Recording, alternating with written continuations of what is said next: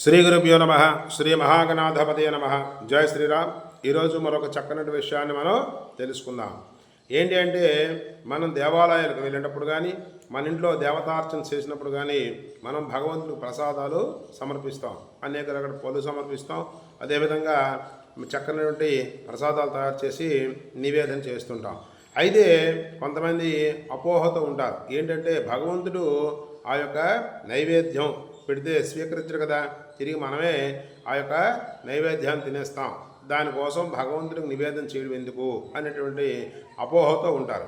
అయితే తప్పనిసరిగా భగవంతుడు ఆ నివేద్యాన్ని తీసుకుంటాడు. కాబట్టి వాళ్ళు మనలాగా తినేరు కదా, ఆవాహన అవుతూ ఉంటారు. అయితే దానికి ఒక చక్కని ఉదాహరణ అది చెప్తాను వినండి. ఒక గ్రామంలో ఒక బ్రాహ్మడు ఉండేవాడు. ఆ బ్రాహ్మడు ఇంటి దగ్గర ఒక పని మనిషి ఉండేది. అయితే ఈ బ్రాహ్మడు ప్రతిరోజు కూడా దేవతార్చన చేస్తుండేవాడు.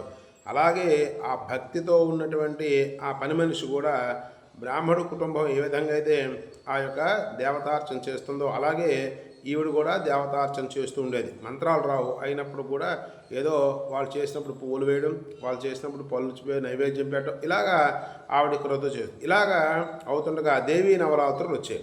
దేవీ నవరాత్రులు వచ్చిన తర్వాత పాఠ్యం నుండి దేవీ నవరాత్రులు ప్రారంభించారు.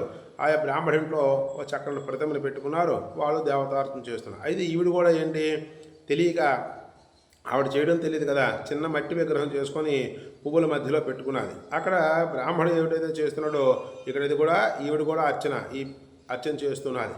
అది ఇలాగ ప్రతిరోజు కూడా అక్కడ వాడు దేవతార్చన చేస్తున్నాడు. చక్కనుంటి పిండి వంటలతో సహా నైవేద్యం పెడుతున్నాడు.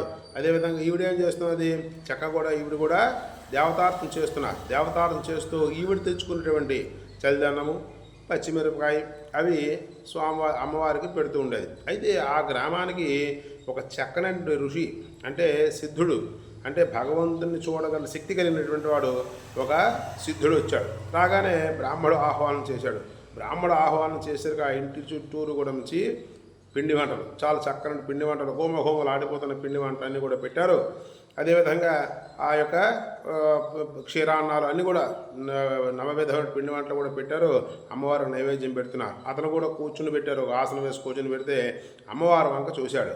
చూసేసరికి అమ్మవారు ఏమొచ్చి ఎక్కడున్నది, ఇక్కడ ఎవరైతే ఈ పువ్వుల మధ్యలో పెట్టుకున్నటువంటి ప్రతిమను పెట్టి అమ్మవారిని పూజ చేస్తుంటే ఆ పేదరాలి పని మనిషి దగ్గర కూర్చొని ఆ నైవేద్యం పెట్టినప్పుడు ఏం చేసింది, ఆ నైవేద్యం అంటే చలిదనం, పచ్చిమిరపకాయ ఈ రెండు కూడా తినడం ప్రారంభించింది. అయితే ఎప్పుడైతే తినడం ప్రారంభించిందో అప్పుడు ఆ సిద్ధుడు అనుకున్నాడు, అమ్మ భక్తి ప్రధానం, ఏదైనా సరే భక్తి ప్రధానం కాబట్టి ఆ భక్తితో పెట్టినటువంటి ఆ చలిదనం స్వీకరిస్తున్నామని చెప్పి అమ్మవారికి నమస్కారం చేసుకున్నాడు. అంటే ఇక్కడ పంతులు గారు రేపు నేను చలిదనం మిరపకాయ పెడతాను అంటే కాదు. అక్కడ ఏంటంటే ఆత్రం భక్తి ఉండాలి. మనం భగవంతుడు పెడుతున్నాం, మనకి భగవంతుడు ఇచ్చిందే కదా, ఈ శరీరం భగవంతుడు ఇచ్చాడు.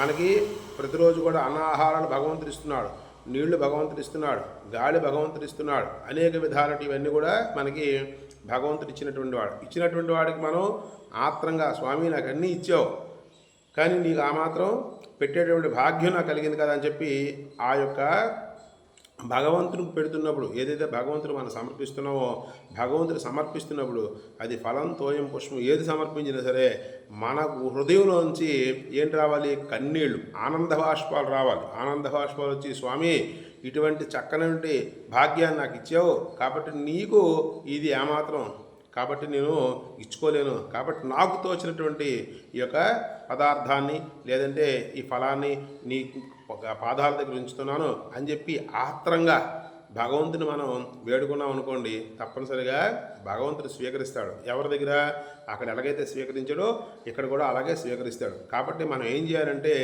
ఆ భగవంతుని సన్నిధానానికి వెళ్ళామనుకోండి, భగవంతుని సన్నిధానానికి వెళ్ళేసరికి మనకు ఒక భావన రావాలి. ఏంటి భావన, ఇవన్నీ నువ్వే ఇచ్చావు కాబట్టి నీ పాదాల దగ్గర నేను వచ్చాను, కాబట్టి ముక్తిని మోక్షాన్ని నీ పాదాల దగ్గర కొద్ది చోటు ఇవ్వయ్యా అని చెప్పి అతను అడుగుతూ మన ఆత్రంగా, అంటే మనకి హృదయంలో నుంచి కంటిలో నుంచి కూడా ఆనంద బాష్పాలు రావాలి. అలా నిండి ఉన్నవాడు భగవంతుని అనుగ్రహం కలుగుతుంది. కాబట్టి భగవంతుడు స్వీకరించడు అనేటువంటిది ఏది ఉండదు, స్వీకరిస్తాడు. కాబట్టి మనం ఎలా ఏ పద్ధతితో ఇస్తే స్వీకరిస్తాడనేటువంటి విషయాన్ని మనం తెలుసుకొని భగవంతుడిది పెట్టాలి. కాబట్టి తినడు కదా నేనే తినేస్తానంటే అది కాదు, తప్పనిసరిగా భగవంతుడు స్వీకరిస్తాడు. కాబట్టి ఆ విధంగా మనం చేసుకున్నట్లయితే, ఆత్రంగా భగవంతుడు పెట్టినట్లయితే తప్పనిసరిగా భగవంతుడు స్వీకరించి ఆ యొక్క భగవంతుడి అనుగ్రహం పరిపూర్ణంగా మన మీద ఉంటుంది. జై శ్రీరామ్, జై హనుమాన్.